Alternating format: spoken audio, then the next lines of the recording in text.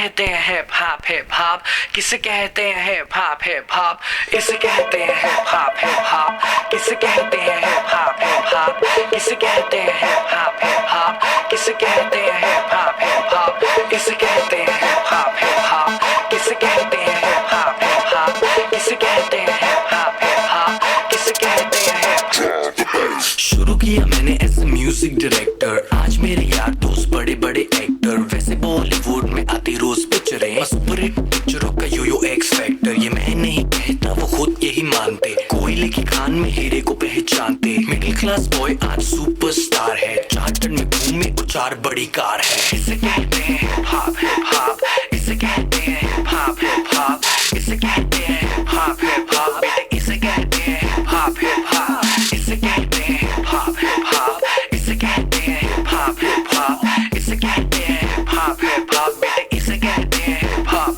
$1 million I don't give a damn। कुड़ियां शुड़ियां I don't give a damn। बड़ी है सोच मेरी, बड़े हैं प्लान्स, जो कुछ भी हो आज cause of my fans। जो भी मैंने बोला वो मैं करके दिखाऊंगा, मेरे लिए दुआ करो ग्रैमी ले आऊंगा। सम बजरंग बली की देसी घी की बूंदी शक्कर पारे बटवाऊंगा।